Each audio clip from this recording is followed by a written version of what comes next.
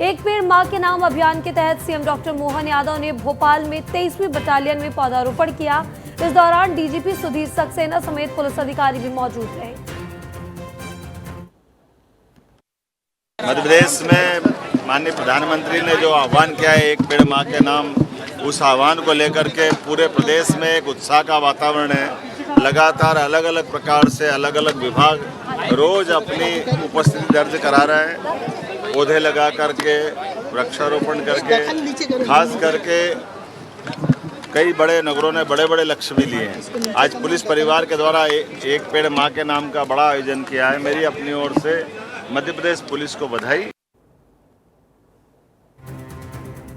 अब एमपी सरकार में भ्रष्टाचार पर जीरो टॉलरेंस पॉलिसी पर काम करेंगे। आपको बता दें, एक्शन में आए सीएम डॉक्टर मोहन यादव ने विधायकों को दो टूक किया है, जिसमें साफ है कि 5 साल में विधानसभा में होने वाले विकास कार्य का खाका पेश किया जाएगा।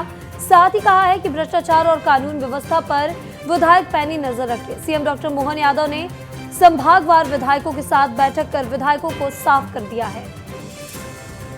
और चलिए आगे बढ़ते हैं। आपको बता दें, मध्य प्रदेश के मंत्रियों को दी जाने वाली नई इनोवा क्रिस्टा राजधानी भोपाल के स्टेट गैरेज में आ चुकी है और अब लगातार मंत्रियों को नई इनोवा क्रिस्टा दी जा रही है। एक एक करके मंत्रियों के ड्राइवर स्टेट गैरेज पहुंच रहे हैं और नई इनोवा क्रिस्टा लेकर जा रहे हैं और पुरानी गाड़ियों को स्टेट गैरेज में जमा भी करा रहे हैं। डेप्यूटी सीएम राजेंद्र शुक्ल के ड्राइवर ने बताया कि हमने पुरानी गाड़ी को यहाँ पर जमा कर दिया है और अब नई इनोवा क्रिस्टा मंत्री जी के लिए लेकर जा रहे हैं। ऐसे ही अलग अलग मंत्री के ड्राइवर स्टेट गैरेज पहुंच रहे हैं और पुरानी गाड़ी को वहां जमा कराने के बाद नई इनोवा क्रिस्टा लेकर यहां से जा रहे हैं।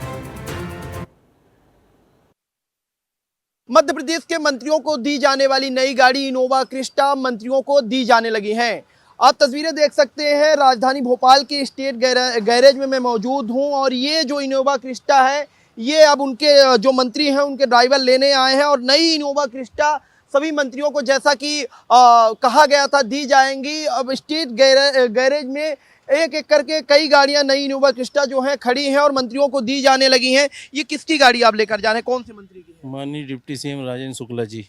अच्छा, राजेंद्र शुक्ला जी की है जी, ठीक है। तो पुरानी गाड़ी यहीं जमा हो रही है? पुरानी जमा हो रही, नई लेके जा रहे हैं। नई लेकर जा रहे हैं। ये देखिए डिप्टी सीएम राजेंद्र शुक्ला जी की है, यानी कि जो उप मुख्यमंत्री हैं उन्हें भी इनोवा क्रिस्टा दी जा रही है। अलग अलग विभाग के जो मंत्री हैं उन्हें नई नई गाड़ियां दी जा रही हैं और पुरानी जो मंत्री जी की गाड़ियां थी, जो मंत्री पुरानी गाड़ियां प्रयोग करते थे अपने चलने के लिए, उन्हें यहीं पर स्टेट गैरेज में जमा किया जाएगा और यहाँ से नई गाड़ी इशू की जाएंगी। आपको तस्वीरें दिखाऊंगा। ये देखिए अलग अलग जो हैं इनोवा क्रिस्टा खड़ी हैं। करीब जिस तरह तय किया गया था जितने मंत्री हैं उतने मंत्रियों को नई नई इनोवा क्रिस्टा गाड़ी दी जाएंगी और स्टेट गैरेज में सभी इनोवा क्रिस्टा आ चुकी हैं और कल भी कुछ मंत्रियों को ये गाड़ी वितरित की गई थी। मंत्री के जो ड्राइवर हैं वो यहाँ से लेकर गए थे, आज भी लेकर जा रहे हैं। फिलहाल जैसा फैसला लिया गया था वो फैसला अब कामयाब होता हुआ नजर आ रहा है और मंत्रियों को गाड़ियां वितरित की जा रही हैं। कैमरा पर्सन नागेंद्र के साथ सूरज तिवारी, विस्तार न्यूज।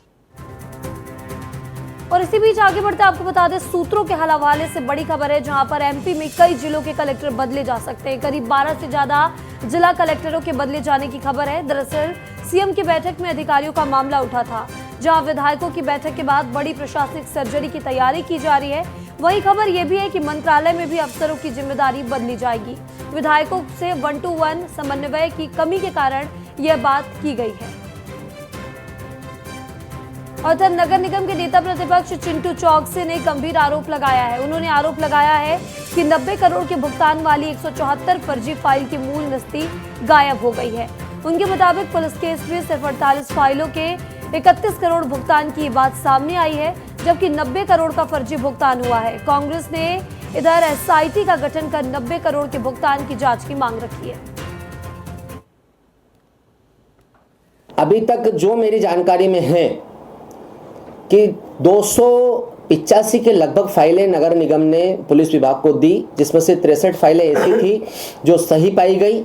उसमें से लगभग 253 फाइलें बचती है जो इस भ्रष्टाचार से जुड़ी हुई है। पुलिस का ये मानना है कि 31 करोड़ रुपए के लगभग नगर निगम के द्वारा इन ठेकेदारों को पेमेंट हुआ, लेकिन नगर निगम का रिकॉर्ड ये कहता है, हमारी जानकारी ये कहती है कि लगभग 90 करोड़ रुपए से ज़्यादा मतलब 100 करोड़ रुपए के लगभग नगर निगम को चूना लगाया इन ठेकेदारों ने।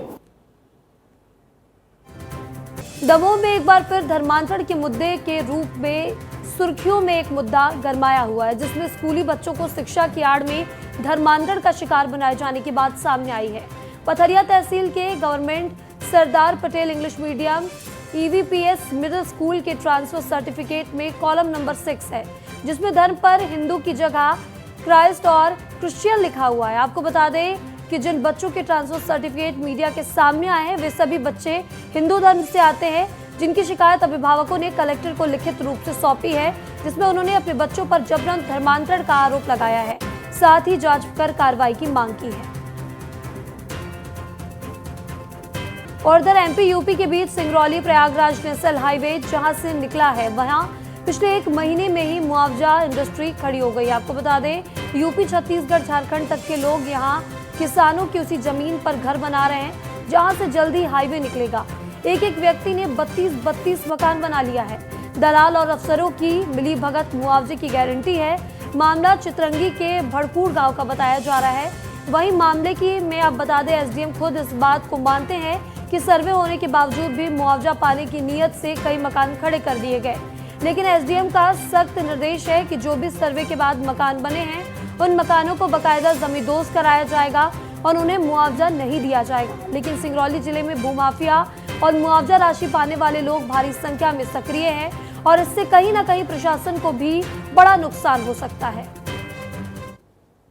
पहले तो यहाँ पे 500 मकान थे, 500 से 700, लेकिन अब इस समय उस रात भर में लमसम वहाँ पे फिर 1000, 1500, 2000 मकान बन चुके थे। फिर सर्वे में जानकारी प्राप्त हुई है कि कुछ लोगों ने 3A के प्रकाशन के बाद अपने मकान निर्माण किए हैं। ऐसे मकानों को चिन्हित किया गया है सर्वे दल के द्वारा, साथ ही उनके फोटो जियोटैग के द्वारा सेव कर लिए गए हैं।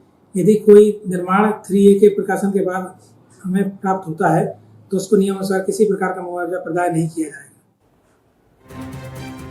और इधर अंबिकापुर से सड़क निर्माण में लापरवाही का बड़ा मामला सामने आया, जहां नगर निगम मुख्यालय में 15 दिन पहले 9.50 करोड़ रुपए की लागत से 74 सड़कों का डामरीकरण किया गया, लेकिन सड़क डामरीकरण करने के साथ ही उखड़ना भी शुरू हो गया। आम लोगों की शिकायत के बाद विस्तार न्यूज की टीम ने भी मौके पर पहुंचकर घटिया निर्माण का जायजा लिया, जिससे सड़क की गुणवत्ता इतनी कम थी कि आपको बता दें, हाथ लगाते ही सड़क उखड़ रही थी। खराब सड़कों के कारण लोग अब परेशान हैं। बहुत थर्ड क्लास क्वालिटी है, कोई अच्छा है, 1 महीना भी नहीं चल पा रहा है, उखड़ जा रहा है पूरा रोड। रोड एकदम गंदा बना है, पूरा उखड़ रहा है, पानी आएगा तो और मतलब खत्म हो जाएगा। नगर निगम के माध्यम से 9.5 करोड़ रुपए का डामरीकरण का कार्य 74 सड़कों का कराया गया है। उसमें से कुछ सड़कों की शिकायत भी प्राप्त हुई कि गुणवत्ता का अभाव पूरी तरीके से है। जो सड़कें बनी हुई हैं वो उखड़ रहे हैं। तो मेरे द्वारा ये निर्देश भी दिया गया है कि वहाँ पे जो भुगतान सबसे पहले ठेकेदार का रोका जाए। सभी सड़कों जो इनके द्वारा जो बनाई गई है, रैंडम इसकी जांच हो कम से कम 2 एजेंसी से, और फिर भुगतान की कार्यवाही हो। जब सड़क का निर्माण फिर से करा दें वो, उसके बाद ही भुगतान की कार्यवाही हो। आपको बता दें कि कांकेर में 24 नक्सलियों के खिलाफ मामला दर्ज किया गया है, जहां बीनागुंडा में सर्चिंग पर निकले जवानों पर नक्सलियों ने हमला किया था। इस दौरान मुठभेड़ में एक महिला माओवादी मारी गई थी। नक्सलियों के खिलाफ दर्ज किए गए मामले में मिलिट्री कंपनी नंबर 5 के कंपनी कमांडर राजू का नाम भी शामिल किया गया है। इस मुठभेड़ में 14 महिला नक्सली शामिल थी। सभी नक्सलियों के खिलाफ छोटे बेटिया थाने में मामला दर्ज कराया गया है। और इधर छत्तीसगढ़ के कोरिया में भी पटवारियों की हड़ताल देखने को मिली है, जहां प्रदेश राजस्व पटवारी संघ के आह्वान पर कोरिया जिले के राजस्व पटवारी संघ ने अध्यक्ष भरत यादव के नेतृत्व में यहां भी हड़ताल शुरू कर दिया है। पटवारी अपनी 32 सूत्रीय मांगों को लेकर अनिश्चितकालीन हड़ताल पर चले गए, जिससे संबंधित कार्यों पर भी भारी असर पड़ रहा है। बता दें, कोरिया जिले के पटवारी के अनुसार भुइयां के अंतर्गत पड़ने वाली सामग्री का उपलब्ध न होने के चलते काम में अनेकों परेशानियों का सामना उन्हें करना पड़ रहा है। प्रदेश व्यापी राजस्व पटवारी संघ की अनिश्चितकालीन हड़ताल का आज ये दूसरा दिन है और कोरिया जिले के लगभग सभी पटवारी इस हड़ताल में शामिल हैं। और मैं आपको बता दूं कि जो हमारा भुइयां कार्यक्रम है, जो ऑनलाइन अभिलेख का कार्यक्रम होता है, भुइयां के माध्यम से जो पटवारी दुरुस्ती करता है रिकॉर्ड, उन सब में कई विसंगतियां हैं जिनको दूर करने के लिए हम लोगों ने समय समय पर राज्य शासन का ध्यान आकर्षित कराया। कई बार ज्ञापन के माध्यम से, पत्र के माध्यम से लिखा गया। जब कार्रवाई नहीं हुई तो मजबूरन हम लोगों को हड़ताल पर जाना पड़ता। आज हड़ताल का दूसरा दिवस है। इसमें हमारा मेन जो है भुइयां में लेके संसाधन को लेके है, जिसमें लैपटॉप, प्रिंटर, स्कैनर पटवारियों के लिए आज तक उपलब्ध नहीं है। 2015 से पूरा भुइयां।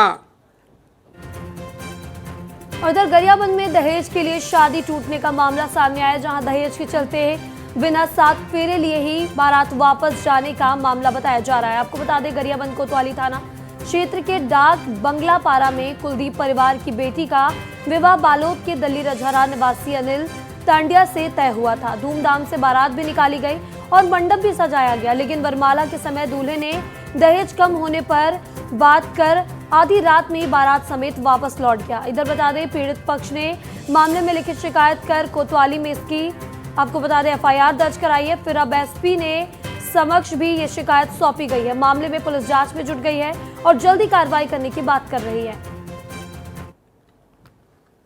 कल मेरी मतलब शादी थी और दहेज का सामान देखे अंदर में कम था, इसीलिए मतलब बारात वापस कर दिए और मेरे को 4 लोगों के सामने बेइज्जत करके बारात को वापस ले गए। उनके ऊपर हाथ भी उठाए थे, औकात नहीं शादी करने का, भिखारी हो, ये सब बोल के कार्रवाई होना चाहिए। और सगाई से शादी तक का जितना खर्चा हुआ है ना, जितना भी है सब मतलब वापस होना चाहिए, क्योंकि मेरी मम्मी अकेली है, पापा तो है नहीं। इतना सब कुछ हुआ है और कहाँ से देगी।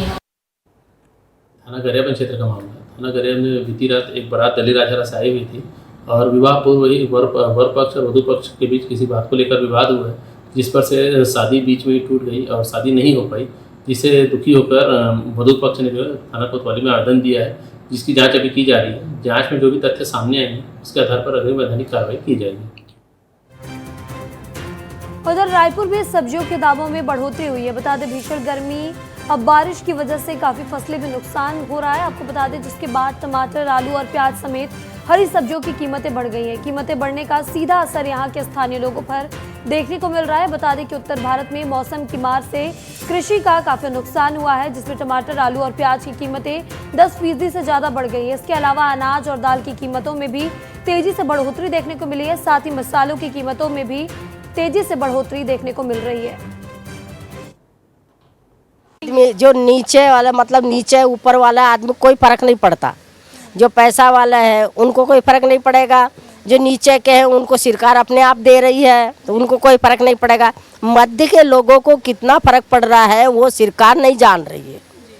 उनको इसके लिए कुछ उठाना चाहिए ना, उनको वो मुद्दा कि भाई कैसे इतना मध्य वाले लोग ना तो इधर के रहे ना इधर के रहे, बीच में फंस गए। मतलब अब उनके मतलब ऐसा तो नहीं, उनकी जो तनख्वाह मतलब जिनकी 20,000 25,000 उनके 50,000 हो जाएगी करके। पाके 10 किलो 15 किलो 5 किलो ऐसे मैं लेवा था। कैसे कर अब ज़्यादा नहीं करहूँ तो थोड़े करहूँ। साग भाजी के भी रेट बढ़ गए हैं। साग भाजी के रेट बढ़ गए हैं तो कैसे करो, कमाने वाला भी नहीं है।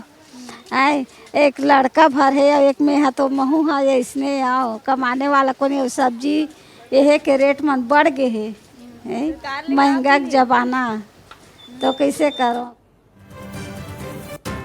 और उधर कबीरधाम जिले के पंडरिया विकासखंड के गौरकापा शनिदेव मंदिर में विवाद थमने का नाम नहीं ले रहा, जहां गौरकापा शनिदेव मंदिर के पुजारी स्वामी विवेकानंद गिरी महाराज पर शिकायत दर्ज कराने का सिलसिला रुकने का नाम नहीं ले रहा। बता दें कि शिकायत में मंदिर के ट्रस्ट की जमीन को झूठा और रजिस्ट्रेशन नहीं होने बताया गया है। बलरामपुर जिले में सार्वजनिक वितरण प्रणाली के तहत दी जाने वाली खाद्य सामग्री की क्वालिटी से किस कदर समझौता किया जा रहा है, इसकी एक बानगी वाडफनगर ब्लॉक के ग्राम लोधी में देखने को मिली, जहां सरकारी राशन दुकान में सड़ा हुआ चावल लगभग 10 परिवारों को दे दिया गया।